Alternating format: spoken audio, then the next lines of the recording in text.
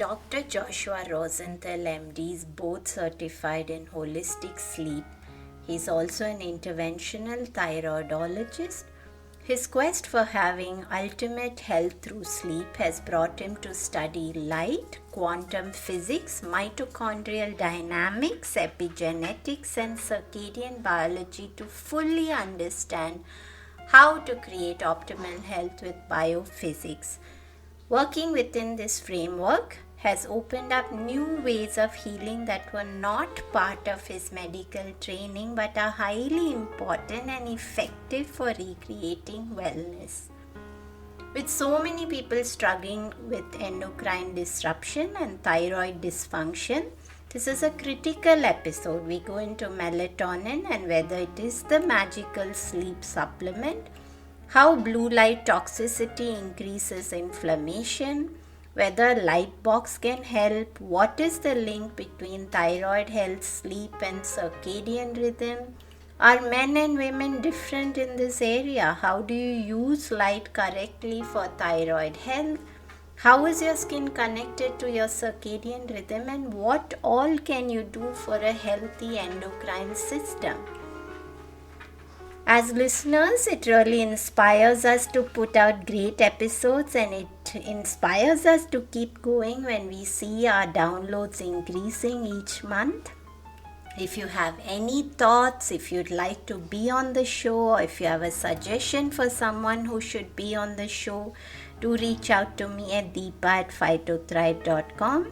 Here's a review from Apple Podcasts from Anne Lemons, who says, "Unique sleep insights. The Sleep Whisperer podcast brings us new insights into sleep from a very holistic perspective. You will learn about different root causes to sleep disturbance with fantastic resources and strategies to support more restorative sleep. Highly recommend this podcast." And if you want to reach out to any of the guests who've been on the show, you can just click the links on the show notes, and you can also subscribe to our newsletter www.phytothrive.com. Now take a listen to episode number 40 of the Sleep Whisperer podcast. Welcome to the Sleep Whisperer podcast. I'm your host, Deepa. Join me and my many expert guests and medical professionals from the cutting-edge science of functional medicine of the West and ancient wisdom of the East. Learn all about how to discover your root causes of poor sleep and understand the proper tools and techniques to end your confusion and begin getting a good night's sleep. It's time to regain hope and begin your sleep journey with the Sleep Whisperer podcast.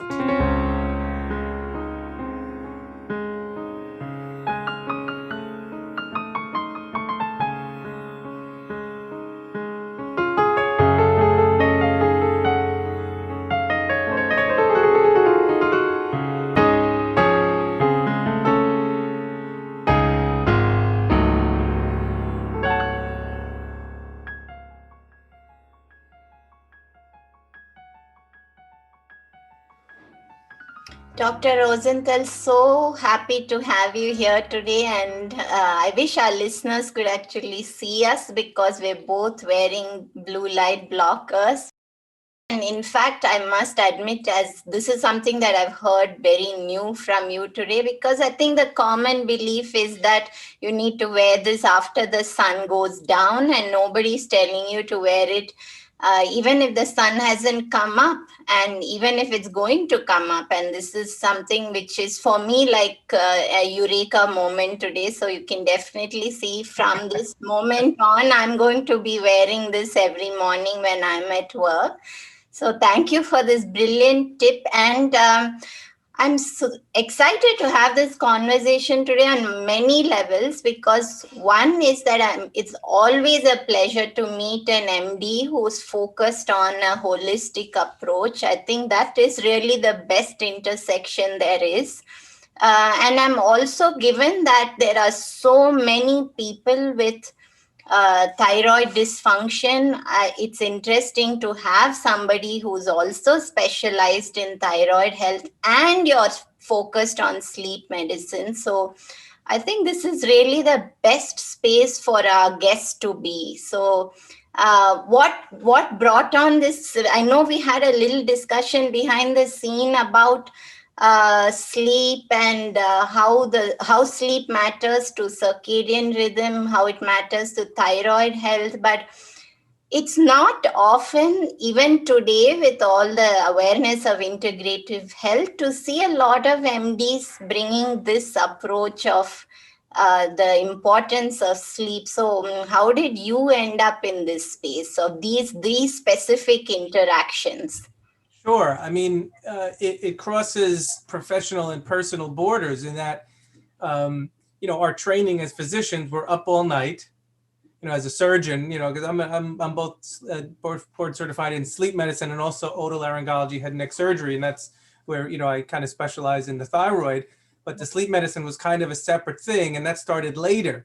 But during the training as a surgeon, you're up odd hours in the OR in the hospital, again under lighting, and so what happens when you graduate residency is you're about 20-30 pounds heavier, and so of course, that was part of it. Is I realized I need to lose some weight, and of course, the first thing we all think of in mainstream is calories in, calories out. So I thought I need to eat less or exercise more. At the time, I said, well, I don't have enough time to exercise, so I'll eat less. And it didn't work out well for myself, as it doesn't for many people. I was able to lose weight, but I really did not look well. It's one of those things where people say you're skinny fat.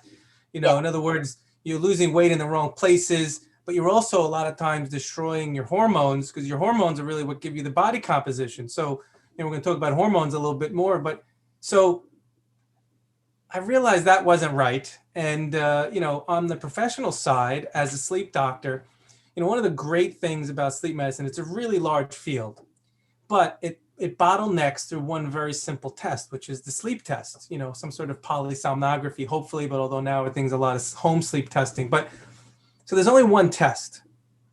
So the beauty here is every patient that comes to me and says, I can't sleep, doctor, figure this out, and I do this test, I should be able to figure it out, because there's only one test. It's not like I have to be so crazy smart that I have to figure out which one of these 1,000 tests to order. Everybody gets the same test, pretty much. I mean, there's some variation in there.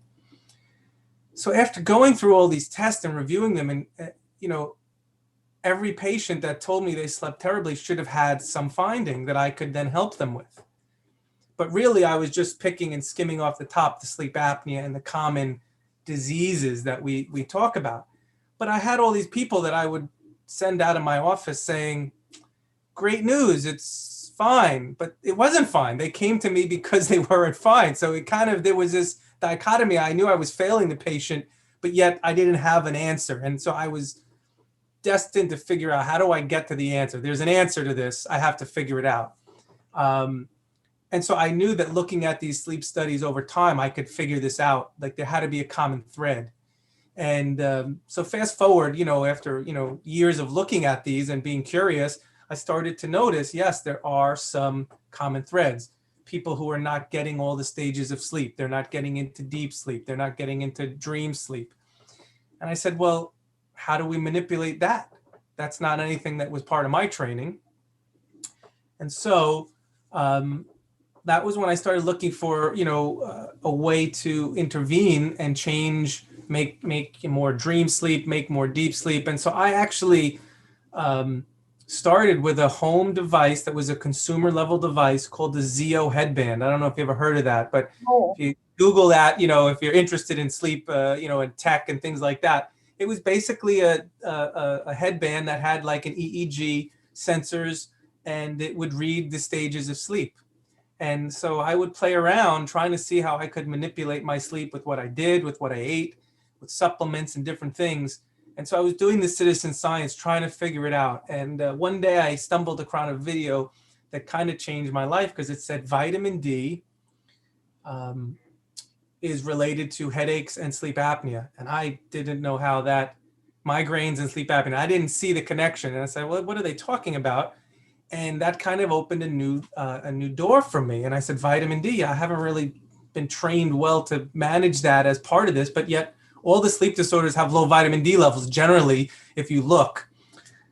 So I started playing around with vitamin D and, high dose vitamin D, and you'll see that some people will instantly start to sleep better. But there's a lot of people that don't.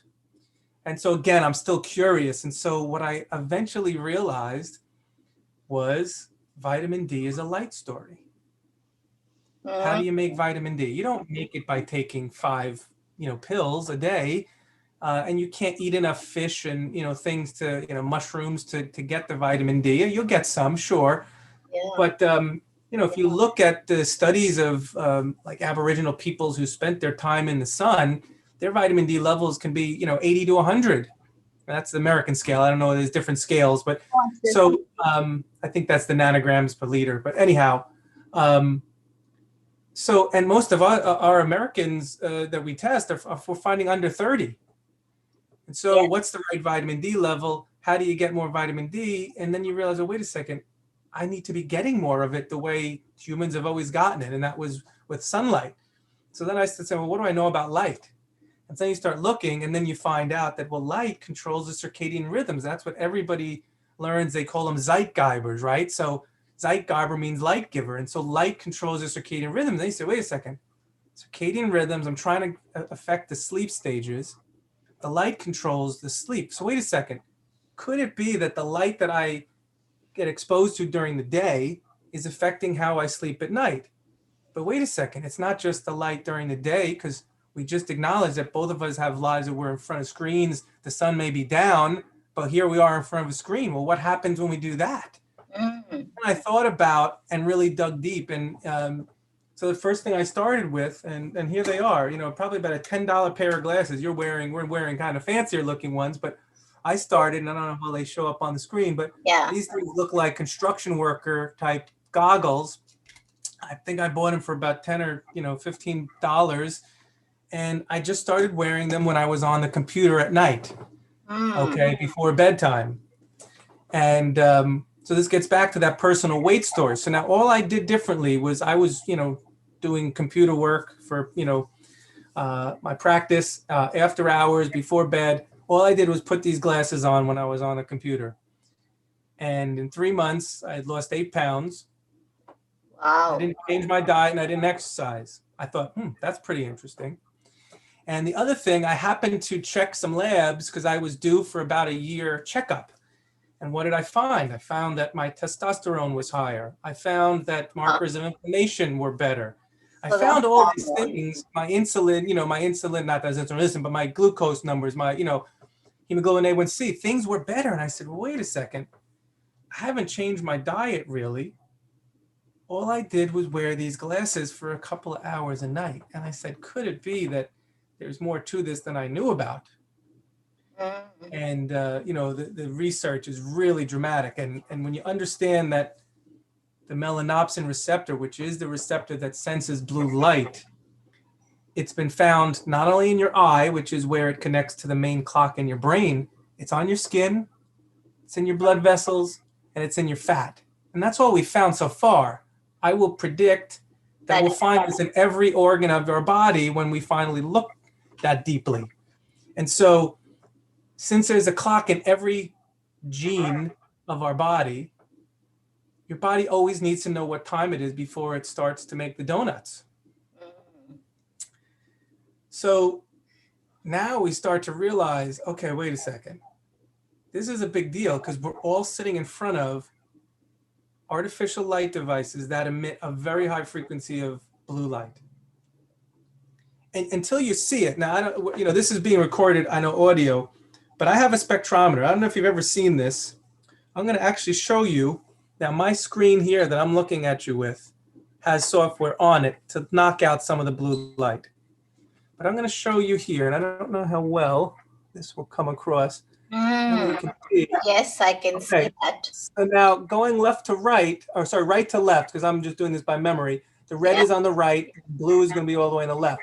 You see there's a huge spike of red because my screen right now is in night mode. So it's going to be pretty red. And at the very left, there's a little bump. That bump is in the blue frequency.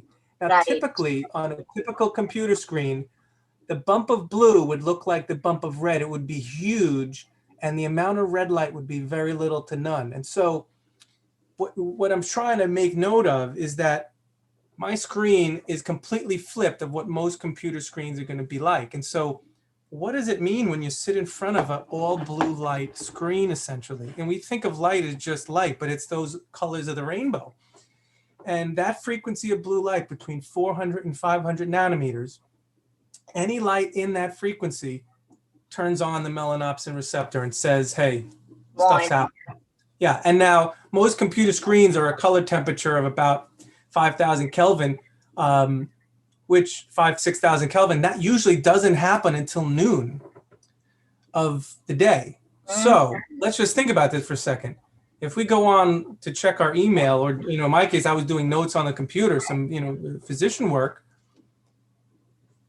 Before I put my head on the pillow, what's going to happen? I just told my brain essentially it was noon. And this is kind of, I'm turning this into lay speak, but wait a second, that doesn't sound like a smart idea, because then when I go to sleep, I don't really get a restful sleep, and I'm kind of wired and tired all at the same time. Blue light is very stimulating on the nervous system, and so you can't fall asleep so well. You wake up the next day, you don't feel as good.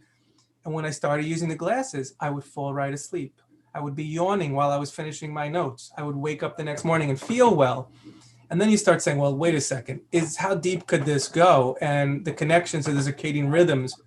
I mean, just Google, if any of your listeners are out there, take whatever diseases you have tonight, after you listen to this podcast, and go ahead and Google the word circadian and whatever disease it is. You could put liver disease, you could put, whatever, and you will find a lot of research. Now, it's not all clinical. A lot of it is desktop laboratory type scientific studies, and they're doing it with all the chemicals, but they're showing that they're connected. But yet here we are as clinicians, we're not connecting the dots that, wait a second, if the circadian rhythm controls whether the liver works properly or not, if you have liver disease, then isn't the cause related to a broken circadian rhythm? And that's where there's a disconnect. And that goes for anything with the hormones. Why? We want to talk about how does it connect to your thyroid? Well, it's real simple. Since the eyes connect to the brain clock, the SCN, or the suprachiasmatic nucleus, and this is for listeners who don't know, I'm sure you're familiar with this, but since the eye connects to that clock then connects to your hypothalamus and your pituitary axis. And everybody's concerned about their adrenals and adrenal fatigue and, things like that, and the thyroid. And well, just realize that the pituitary controls and the hypothalamus control all these hormones and control so how does this work? When you see light in the morning, you turn on the cycle. You tell your pituitary, hey, make these chemicals. Sometimes certain lights tell your body, stop making these chemicals, because you don't want to just keep making donuts forever and ever and ever. It's like the I Love Lucy, anyone who's seen I Love Lucy, where the chocolate episode, the chocolates keep coming out and they just can't keep up with it. Yeah. So how do you burn out your adrenals? All you have to do is sit in front of blue light 24/7 and tell your body you're in a stressful mode and never give it a break. And that's the I Love Lucy chocolate factory. And there's your explanation for adrenal fatigue. It's a circadian rhythm disorder, because what controls your adrenal glands? Your hypothalamus and pituitary. And we all know that because we call that the HPA axis. So the treatment of adrenal fatigue, if it does not consist of some sort of circadian regulation and rehabilitation, which is what we're doing by both protecting our eyes in the after hours of either pre-dawn or post-sunset, or pre-sunrise, post-sunset, by protecting the light, the blue light from those periods, we allow these cycles to work properly. And the final piece I'll give you, just to kind of stress how important this is the whole regenerative pathways of autophagy and apoptosis are controlled by these mechanisms. So what did I just say, for those who don't know what any of those words mean? Yes. You can't repair your body if you don't sleep right. And we all know that inherently, but how do you sleep right? Well, what we're doing right now is setting up our cells to sleep right. And, we could go into a diatribe on melatonin from here. I mean, that's another way to talk about how to understand this. And I also want to ask you, Dr. Rosenthal, because there are so many people, do you believe that somebody is inherently the night owl and doesn't need sleep at night? They need to sleep during the day and Yeah, they're out. so there's a lot of talk about these phenotypes or chronotypes, as they talk about them, Yes, of people that, and there's another system where they talk about night owl, or there's other, bear, lion, and all yes, that. yes. I don't think any of that matters what you call it. Obviously, it's early risers and late night people. Here's my opinion on this, and I don't believe there are phenotypes like that. What do I mean when I say that? Or chronotypes. I believe that we all have a natural circadian clock that's designed to fit nature's sunrise and sunset. Since we all decide to break that by living in boxes with artificial lights, we are putting stress on the clock. And the clock is going to break. Well, how does it break? Well, it breaks in different ways. Okay. And the reason I say I don't think there's a tendency for this is we know that teenagers tend to become circadian delayed. They become late night. Yes. And we also know that elderly become circadian early or shifted early. But let's just think about the lifestyle of a teenager. Teenagers stay out late at night. And even when we were kids, that light, even though it doesn't have as much blue light, was still a breaking of circadian rhythm. And so what does that do? It makes you want to wake up later. It makes you not want to go to sleep early. And so you get in a habit, and that's why teenagers don't want to get up in the morning. Now let's talk about the elderly. The elderly tend to have diseases that make them wake up. They go to the bathroom, they turn on the light, they, whatever, or their sleep is already failing a little bit. So they turn on lights. And again, once you turn on the light, you've now said, shift my clock earlier, clock, please shift it earlier. And so that's a repetitive pattern. And then they just get in that pattern. So is that really a chronotype? Is that a genetic predisposition? There are genes that seem to be associated with these things. So I'm not going to say, but I think these are all adaptations to a bad light environment. These are not, these are not genetic tendencies. This is what happens when you stress the system. This is how your body will try to adapt. Yes, in fact, I've actually believed the very same thing, and I feel that all these chronotypes actually have something going on which is making them predisposed towards that. And actually, you're the very first person I've asked this to who has been who said the same thing that I've inherently believed. So I'm so happy to hear something. No, great. I think that's, I think it's convenient to give somebody a label, say, oh, you're a night owl. That's why this is. But it's harder to say you make bad lifestyle choices that have caused you to be this way. But that's what I think the truth is. So what would you say about somebody who says, I have no choice because my work demands that I work through the night? In that case, what would be the solution? Yeah, so the choice is you have to decide whether you would consider wearing some funky glasses that would help to keep and maintain the proper circadian rhythms. And there's always small mitigation things you can do. Look, I had a patient that I took care of for a long time, and he worked the night shift. And I told him every time I saw him, I said, the night shift is killing you. The night shift is killing you. I just want you to know that. He said, I know, doc, I'm going to fix it. And one day he came in and he said, I got great news for you, doc. I got rid of that job, and I'm working day shift. And I said, congratulations. You had young daughters. I said, you're going to see your kids, get married and graduate. And this is great news because you have a choice. You know what I mean? You're choosing money over your health. Hey, that's okay. As long as you understand what you're choosing, who am I to tell you what to do? I'm just an educator. I mean, that's really what doctors are. We're educators. Yes. So people can still smoke a cigarette. We know that causes lung cancer. That's okay. As long as there's a label on the box, that's great. There's no label on your computer screen or your cell phone that says this device emits blue light and can cause diabetes, heart disease, breast cancer, prostate cancer. It doesn't say that. So you don't realize that. So it's our job, people like us, that are going to hopefully continue to spread this message and help people to adapt. Yes, I mean, I think we're still far away from anything like that where we're going to get advice with our device about these things. But at least I'm so happy to see that so many MDs who are focused on being advocates for this. And I've learned so many new things just from our conversation so far. But I do want to talk a little bit in detail about melatonin with you because I hear so many things, and I do see this trend that people believe that no matter what's going on outside, if they take a melatonin supplement, then everything's going to be fixed. And then they tell me, but I've taken melatonin and my sleep is not better, my health is not better. And that's also because they're not doing anything else. So let's talk melatonin, because is it going to be helpful for everybody? Do you focus more on getting the body to increase its own production of melatonin over just telling somebody to take a supplement? So, what are your thoughts on melatonin?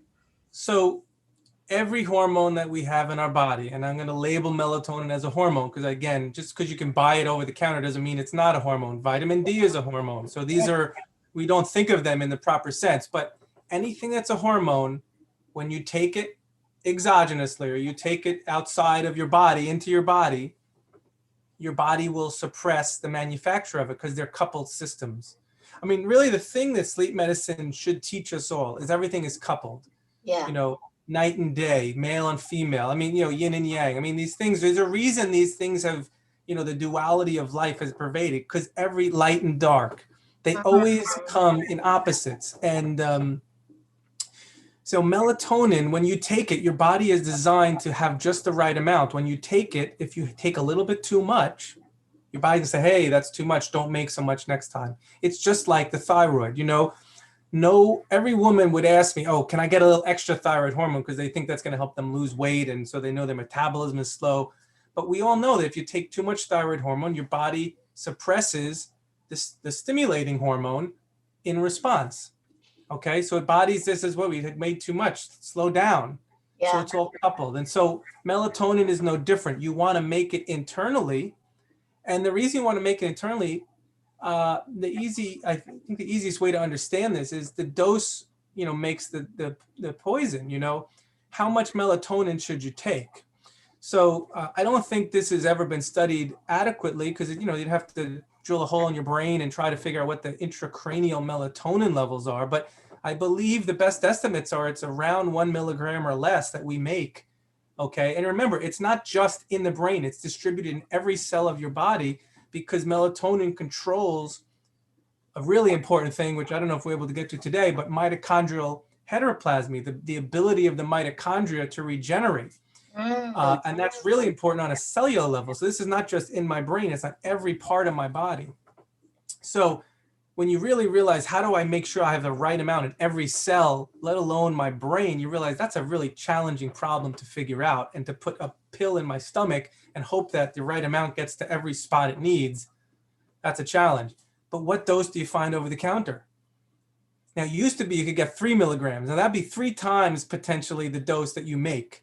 Yes. Most of the time now, I think it's 5 and 10 milligrams. Yes. And I think they're making higher pills now because that's why, you know, people will sometimes get a result the first 3 to 6 months, but then they develop a tolerance. Why? Because the body's smart. It's not getting fooled for that long.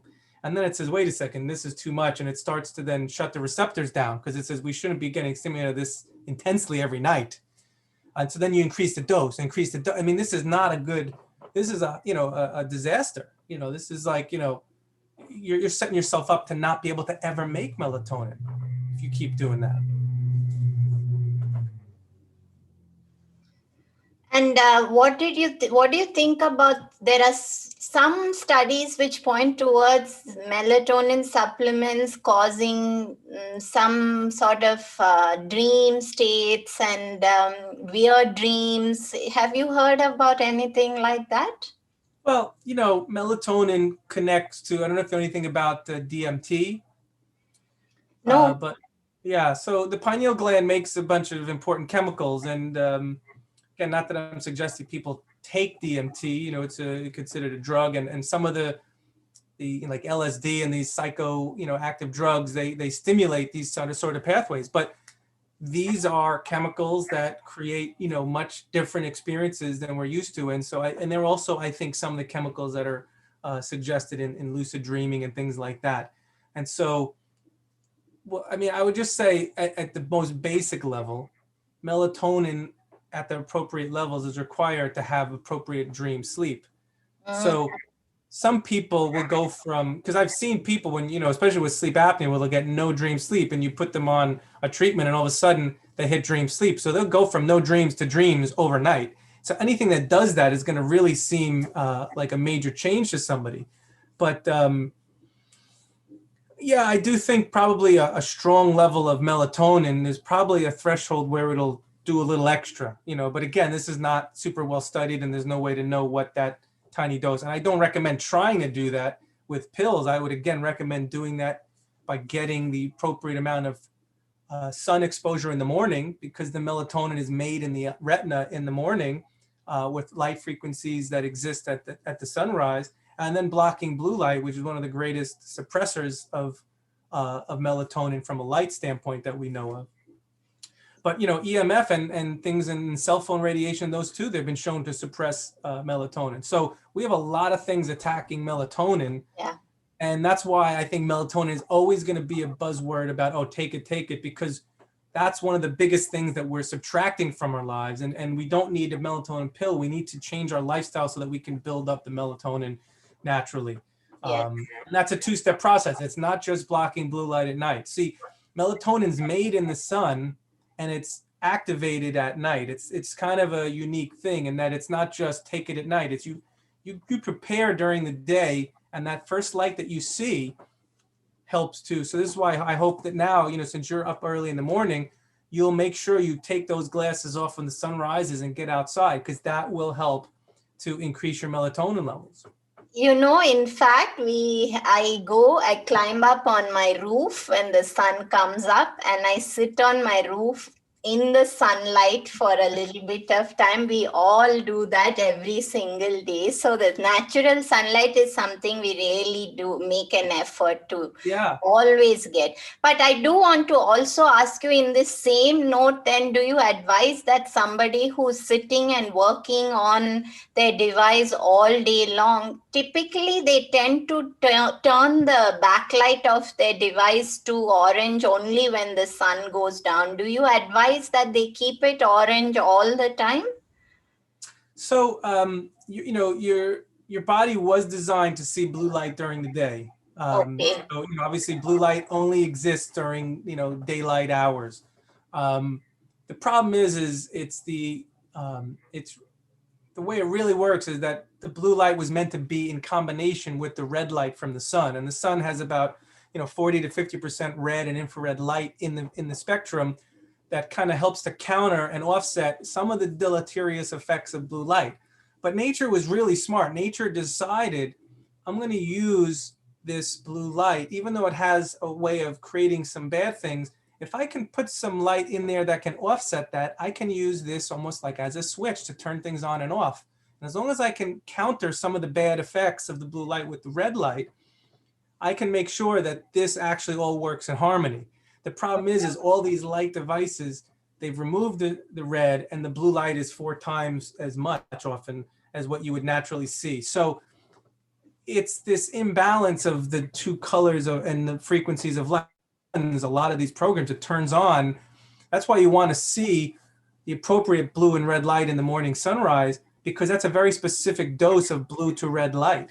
If you look at the course of the day, the color temperature changes very drastically from sunrise to sunset. And sunrise and sunset you would think are the exact same thing, but no, actually there's a lot more blue light in sunset than there is in sunrise. And so again, to think that we can get this right, say, oh, but blue light is alerting, so I'm going to sit in front of an artificial blue light box and that's going to turn on and that's going to make me feel better. But it's the dose that makes the poison. And it's not just a blue light story. It's every color of the rainbow, and it's the right ratios, and it's the change gradually across the day. And so we're missing all those subtle features when we just stare at a screen that has one color temperature, 4 times the blue light, no red, 24/7. It's totally destructive. So what would your advice actually be? So the answer is I think, you have to be smart about it because one, there is mitigating the what I will call, too much blue light. So you want to create a less of a blue light. Blue light toxicity is a word we use. So less blue light toxicity. You want to mitigate that. And so, I have software on my computer. I have, a screen on my phone. I will do, for iPhones, you can do it, there's like a triple click, or I don't know, I have such an old iPhone now, but, there's a way to make the screen turn red, right? So the more red light you have, the better, because we just said that the main problem with most screens is that it's too much blue and not enough red. And so I showed you, which your listeners didn't maybe get to see, is my screen right now is a little bit of blue with a lot of red. And that's much better than what the typical story is, which is it's completely flip-flop.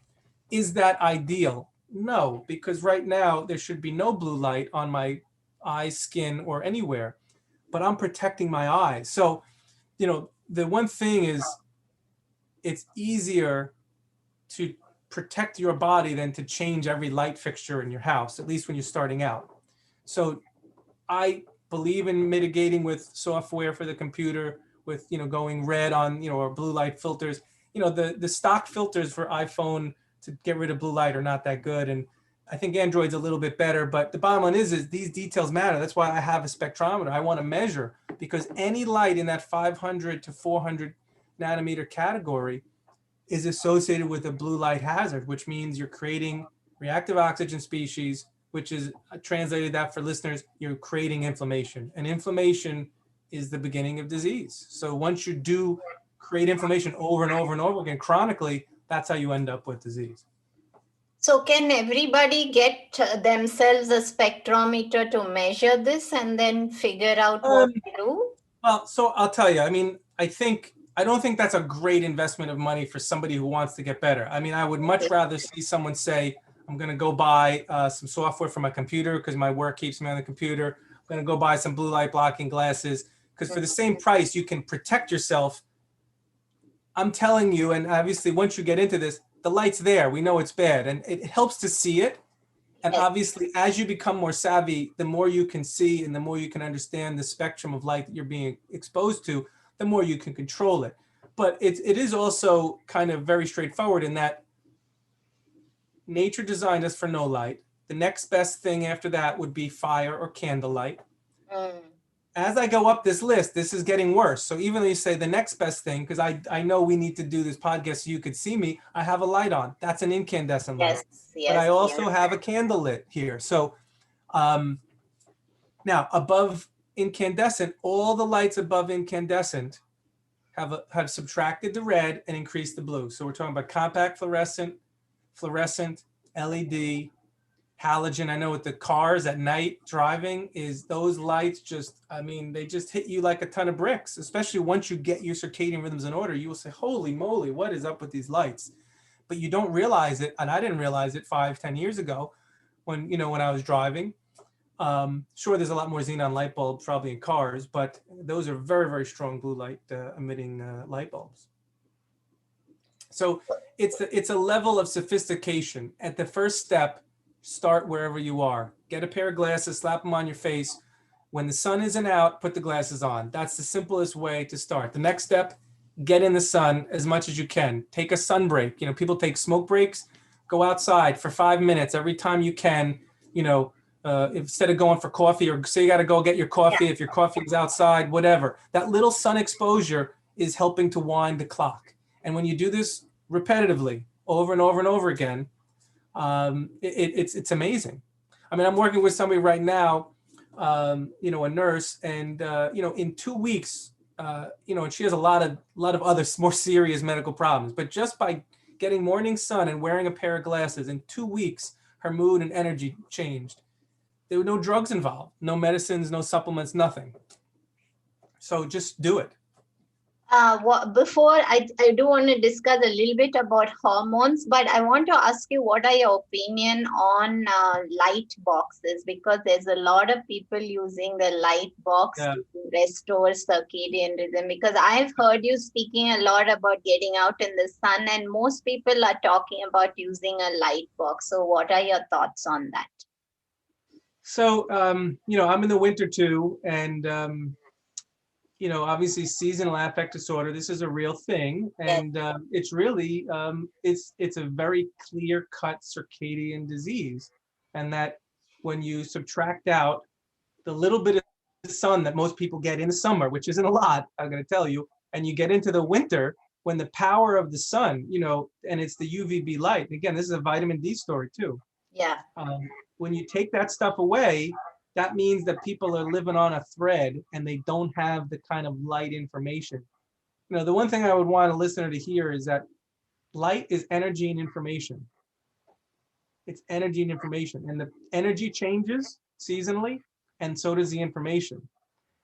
And so a light box, so blue light is stimulating. Blue light will wake you up and it will set your circadian rhythms. We've been talking about that. But again, it's those ratios. And most of those light boxes are not a full spectrum light, meaning they do not imitate the sun. Because there really aren't any great light bulbs that imitate the sun, to be honest, right? There are ways of doing it, but they all have some limitations. Yeah. Do I think that a light box in the winter for someone with SAD or seasonal affect disorder is actually hurting their body in the long run? I do. Have I seen published research on that? No, but I can tell you based on my understanding of the way the circadian rhythm and the melanopsin receptor works, you are creating extra free radicals, and that is going to cause damage that in the long run is going to hurt you. You may be stimulated and awake in the morning and more alert during the day, but that's going to come at a cost. Yeah. And really, if you think about it, that's what we're all doing. We're sitting in front of a light box 24/7. It's called our phone and computer. And how is that affecting people's sleep? And we have a major sleep problem, in this world globally. This is not just my country. Every country. Yes. Why is Starbucks so popular? Why are carbohydrates so popular? Why are they addicted to sugar and carbs? Well, blue light causes you to be addicted to sugar and carbs. Blue light causes you to get crappy sleep and makes you need something to keep you awake, which is why Starbucks. So in other words, always time you start looking around, why did these stores all appear selling more sugar and selling more coffee? Because we're blue light addicts, all of us. It's really, when you see the picture, you start saying, oh, this all makes sense. In fact, I'm surprised more people don't feel as if they've been fooled.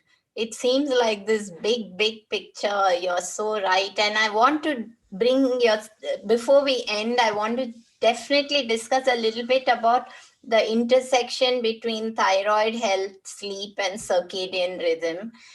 Given that you are the expert in all these areas. So I do want to go into both. Is this a bidirectional axis? Do you find that poor circadian rhythm impacts someone's ability to restore balance in thyroid function? And then if somebody has thyroid dysfunction, is that causing them to have sleep challenges? So what is the picture that you see over there, and what do you typically what's the approach that you take with your patients?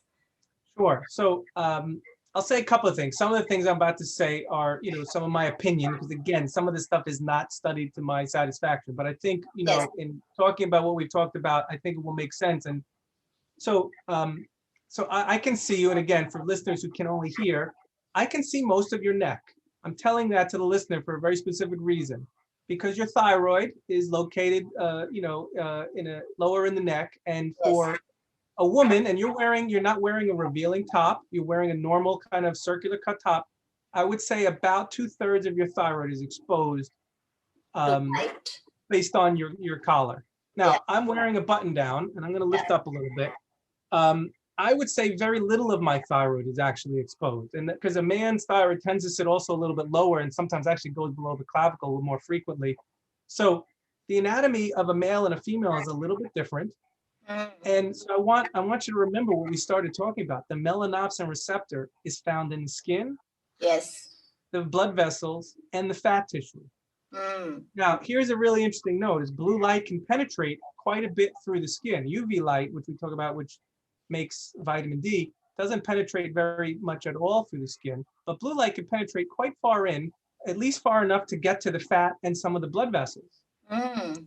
So now the way melanopsin works is melanopsin, when stimulated, converts vitamin A to free retinol. And so the point is it creates a chemical that, again, can cause damage, and that can translate through the blood and potentially get to the thyroid. So this is, again, what I'm talking about is conjecture and opinion Yes. based on mechanisms that are soundly established, but no one has studied this particular mechanism. I just want to make that clear to any listener here. But what I just suggested is that our screen exposure to our necks may indeed be a potential cause for why we have so much more thyroid dysfunction. As a possibility. And again, not been studied, but I can tell you the other way is that it could go through the clock to the hypothalamus, to the pituitary, to the thyroid. And that by chronically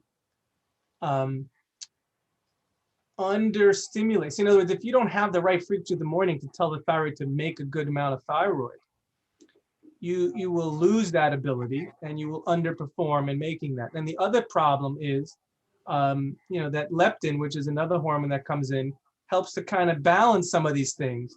And guess what gets destroyed? Leptin signaling gets destroyed when you're circadian rhythm and blue light, bathing in blue light all day. So there's multiple avenues that this can come in and start to hurt this hormonal production of the thyroid. The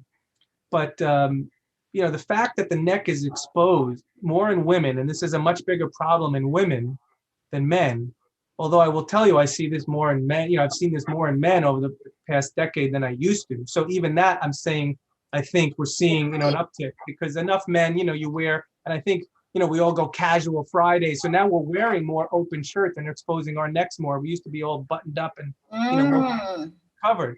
So I think, again, that's more of something that, an epidemiologist could come along and maybe show that these numbers correlate to fashion habits of our neck. I don't know how well they could do that study, but these are some of the issues. Now, we do know that Hashimoto's thyroiditis, there are a few studies showing that red light therapy on the thyroid gland can decrease antibodies, the autoantibodies. Yeah. Again, that goes along with what I just told you, because red light's the antidote to blue. So if red light's the antidote to blue, if we get too much blue light and it maybe makes our thyroid dysfunctional, if we add more red light, that's the antidote and it gets better. I mean, again, that would support what I just said. So there's definitely a concern about that, and it's very easy. You could take a scarf and wrap it around your neck when you're and voila, you've now covered your neck. Yeah. So whenever you're covering your eyes, you probably want to think about your neck. So again, that's another tip you can add to your repertoire. In fact, what I really appreciate from our conversation is that most of the practical takeaways that you offer are things that everybody can apply starting today. They don't need to go somewhere. They don't need to spend a lot of money, which is really good. And I must say that I don't have challenges with thyroid health, but today is the first day I'm actually sitting here with this top because it's a bit cold. So every day when I'm working, I have a scarf wrapped around my neck. And it's only when I go out in the sun and it gets a little warm that I remove it. So I think you're saying that women should actually also do that. So when they're out, maybe some amount of conscious time in the sun where they expose the neck to that natural sunlight while covering it when they're working on their device. Well, look, we were born without any of this external clothing. Yes. Our photoreceptors are all over our body. We just culturally have decided to only allow certain parts of the solar panel out on a regular basis. But that's not how nature designed us. So you need to consider that and, get more skin in the game, because that skin can turn around these cells. And nature didn't design our devices either, so we have to find a way to protect a friend of mine has a meme that I love, and he says humans are the only species smart enough to break nature's design. That's really, we've decided that we think we know better. We can live in a box with all this artificial stuff, and we've completely changed our environment. And I think if there's one thing I would say that is on one hand, a really gleaming, a gleam of hope for us, is that we can control our environment. And most of the genetics, it's all epigenetics. It's really not about your genes. Your genes interact with the environment. And so if you're out there and you have a problem, the good news is that it's not genetic. You are not destined. There are some genetic diseases, but this is appropriate for about 85% of people out there. You know, your genes are interacting with something that you did. And so if you change what you do every day and change the environment, and I'm including light that you're being exposed to and all kinds of other frequencies, you change that, you can change your genes essentially. And what would you say, since you did say that the melanopsin cells are on the skin? I mean, I'm reminded of sunbathing on the beaches, or I mean, I would say that if you're in your own home and you have a little space on your terrace where you get some sunlight, just wear as little clothing as possible and get some natural daylight on your skin. Yeah, But then correct. I there's mean, the I whole think, but there's yeah, a whole panic of UV rays and yes, there is. sunscreens. And I don't like to get into that debate about, you know, does UV light cause skin cancer? And that doesn't really matter for this, because ultimately humans have evolved under the sun Yes, for the last 60 million years. The sun, if the sun was this terrible cancer causing ball of rays, we would have not evolved into the human species. But can you overuse anything that's good for you? Of course. So yes, sensible sun exposure. Now, the big problem is that we all go out in August for 24 hours in the sun on vacation and get French fried. You know, that's not how nature designed us. In May, at least in America, obviously, you know, seasons may different, but in May, the UV index is not that strong. And if you go out every day in April and May and June, you will build up the ability to absorb light better when July, August comes, you know. And so yes. you have to build this up just like a callus on your finger if you're playing guitar. Your skin is soft, and then after you play for a while, you build up that callus. So you have to build up the ability of your skin to tolerate it. And so, you know, there's like the D-Minder app for the phone is a great way of assessing your skin type and how much sun exposure based on the UV index at the time. So there are things to help you learn how to do this sensibly.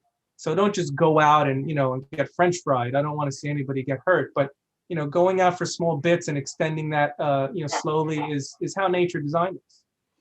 And what are your thoughts? Because there are so many people in India who are still today using a lot of fairness creams and sunscreens. And what are your thoughts on how those have long-term effect on hormones and thyroid health, Yeah, circadian rhythm?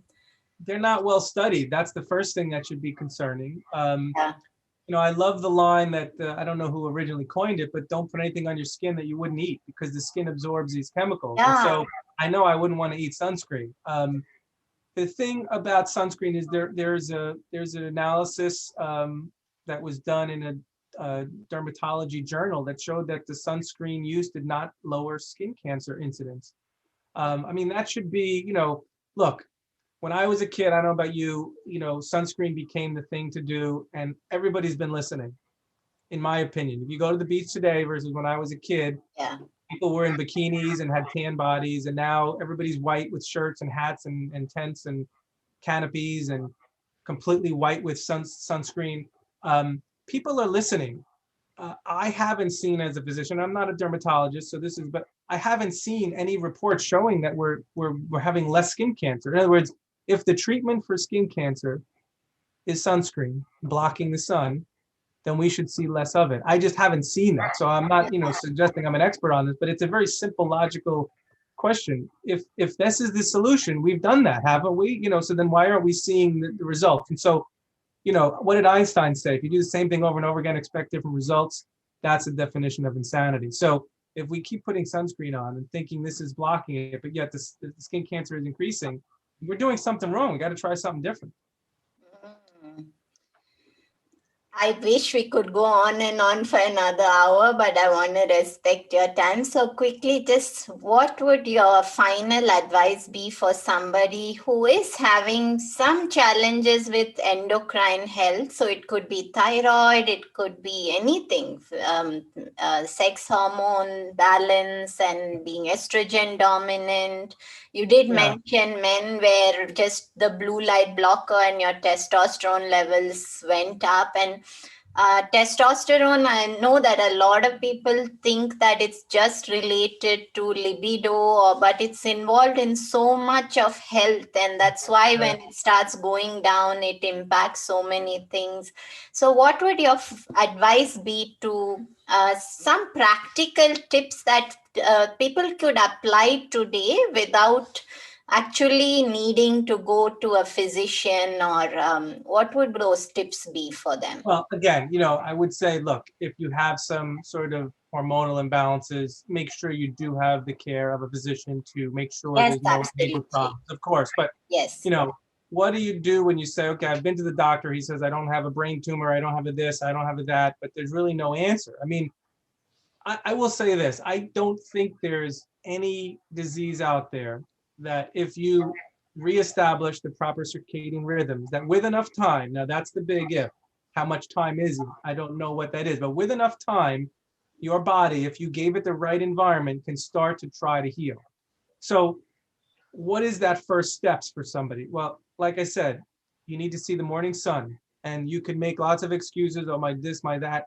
Figure out how to make that work for you. I mean, that's part of what I think we do as, as people that, health practitioners that are helping with sleep, is we have to figure this out. We know that the answer is maybe you need to quit your job, but you're not ready for that yet. So I have to come up with a solution that's an intermediary between that.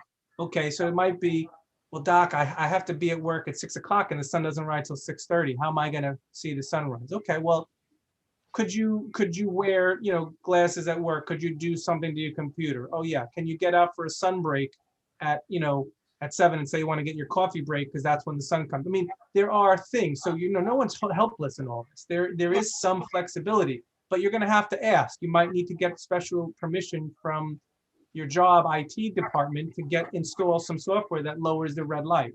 You might shut the room, the light off in your room until you might open the blind. I mean, there's so many small things you can do, but get some light in the morning and get as much light as you can, because most of the time we're getting it in little snippets, little snack bites of light. And then just go out and buy, I mean, on my website, I think there's one that's $10, these cheap plastic glasses. Yeah. Go out and buy them and just do that. And you might look really funky looking. I mean, we look a little nicer, I think, where we could pass in a crowd and not get, too many fingers pointed at us. But even with the goofy looking ones, start that and see what happens. Because guess what? Not everybody wants to spend $200 on blue light blocking glasses, especially if I have a prescription. So that makes them much more expensive. But Yeah. I'll say this: when you start realizing how great you feel with that $10 pair that you put over, you might want to invest $200. You know what I mean? You might not see that as a huge health expense anymore when you realize that when I don't use them, I notice it. I don't wake up. I don't have as much energy. I don't, or I've lost weight because of them. I'm willing to invest. So you just got to start wherever you're at. Um, Circadian rhythm is a downbeat and an upbeat. It's a night and a day. So you have to get both of those. You can't just do the one. Yeah. And hopefully, as I added for you today, is that remember, before sunrise, no blue light was designed. So if you want to go to the bathroom in the middle of the night, you can get a little red night light or something so you can see what you're doing. But turning on that light, you just zap yourself really bad. Computer work before the sun comes up, that's another way. Again, each one of these ways gets you differently, and it may take a long time, but if you do it chronically, you'll get worse. And the same good news is true if you do these things, these small baby steps chronically, things will start to get better. At what rate? That's the question. It depends how deep you're running. And one final question is that we are on virtual mode, so a lot of children are actually schooling online now, and we don't know when that's likely to change. And what do you think about the blue light exposure on kids? Because I know my son has an adrenal disorder, He's got a condition called congenital adrenal hyperplasia, so he doesn't produce cortisol, and he's a steroid dependent child. But so I do have concerns that he's on the screen all day long, Yeah. exposed to blue light. And in the last 1 year, it's very strange that um, ever since we went virtual mode, his levels have been managed very poorly. He's not coming into balance at all. So, what would your advice be for children?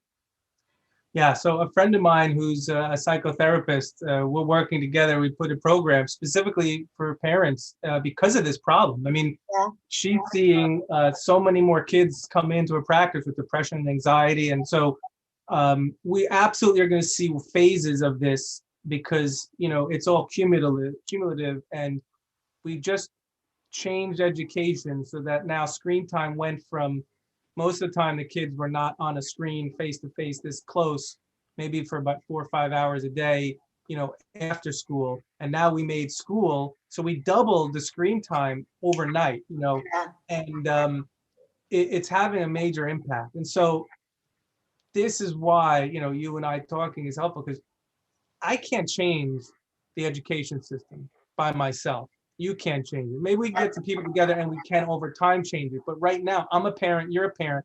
How do we deal with that? And like my kids get Chromebooks through the school, and the Chromebooks have a lot of high intense security. But there is a setting to take some of the red light out, by going into the settings. And unfortunately, it doesn't save the settings because the IT is so hard security on there. They don't want the kids to be able to download games and stuff. And I get that. But they're also, so what does that leave us? That leaves us with changing the setting every single time. That leaves us with putting films over the screens. That leaves us with wearing glasses.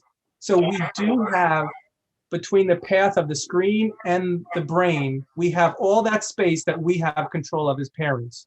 You Mm. know, you can say, well, the school won't let me change the install software. Okay, but we got to do something different, um, and we're going to have to do that to help kids until it becomes such a big problem that this, is more mainstream, that, they'll come with software already installed. They'll come with the option to use that, and it'll be recommended not only by, somebody like a sleep specialist like myself, but by the school. But how far off is that in the future? I don't know. So in the meantime, we have to do everything we can and just be really savvy and provide extra tools to deal with it. So it's going to be glasses, it's going to be films, yellow and red films that block out some of the blue light, because if you can't change the screen, you can glue, you can tape on a screen protector, essentially, you know. Um, and these are things, that I think hopefully at some point will be part of the, the staple of, all educational programs, is that they're protecting the kids from this. Yeah.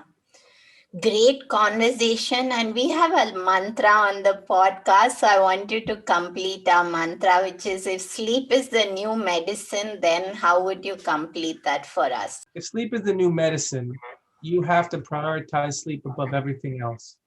You know, and it's not an if. It's a sleep is the new medicine, and you have to prioritize it. There is no ifs, ands, or buts. You can prioritize sleep today, or you can be part of the healthcare system tomorrow. And sleep is the only wellness factor that we probably have the greatest impact on and don't realize. And if we took this information that we had and we all told one person about it, if we did it ourselves, got an improvement, and we told one person, and we could get people to really wake up that we have created this problem all ourselves, from our economies and our personal addiction, because we're all kind of addicted to these things. We that's how we can change the world. But it can only start one person at a time, and then when enough people can vote with their dollar, we can either all have this as a way to mitigate it, because it'll be part of the solution, or we'll all be so aware that we'll put the companies out of business that don't want to help us maintain this. Wonderful conversation, Dr. Rosenthal, and I wish really that we had more time. But where can people find you if they want to know more about the work that you do? I know that I haven't quite found you on Facebook yet. I've found you on LinkedIn. So, is there a space, a website, anything that, of course, I will Sure. link everything to Yeah, the as show. far as talking about stuff like this, I do that on my website, quantumsleep.net. I have both some, other kind of podcast type stuff talking about this. I have some of the resources that I've mentioned so people can find them. Because it's always the question, well, are these glasses good? And I haven't tested every glasses that have been made, and at least, but the things that I use and I know I've tested, I can recommend so people know at least they're getting something because the details matter. I think my Facebook site is Quantum Sleep RX. So it's facebook.com/Quantum Sleep RX. And I will post some interesting articles and things there as well. But I go through phases because, again, what did we just talk about? The more screen time, the worse. And so I'll go through phases. I've been doing a lot of LinkedIn posts. That's where you saw some of my stuff. And then I'll go through periods when I'll just do Facebook posts for, a couple of months. But I usually kind of devote my attention only to one sort of, aspect of it for a while, and then I get tired of that, and then I go to something else. And there's a lot of people talking about this now. Once you wake up to it, you'll start seeing it more and more. Yes. Thank you for your time. Thank you for being with us here today. And I think that we haven't spoken all that I'd like to ask you, so I may just invite you back at some point for something else. It was a pleasure having you today. So it's very grateful for your time. Yes, I'm so grateful to allow me to share this message, and I hope people will get this information.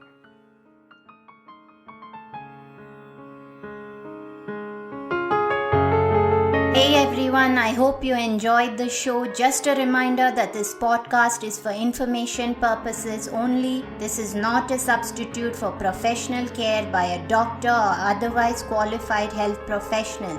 This information is provided on the understanding that it does not constitute medical or other professional advice or services. If you are looking for personal help on your health journey, do seek out a medical practitioner. Please do make your own healthcare decisions based upon your research and in partnership with your doctor or otherwise qualified healthcare professional. It is in no way intended as medical advice, as a substitute for medical counseling, or as treatment or cure for any particular health condition. Be sure to always work directly with a qualified health practitioner before making any changes to your diet or lifestyle that may feel out of your realm of comfort or understanding. If you are looking for an allied functional medicine practitioner, do seek out more information on www.phytothrive.com or www.sleepwhisperer.pro. It is important that you have someone who is qualified and understands your health personally in order to provide adequate care, especially when it comes to chronic health conditions.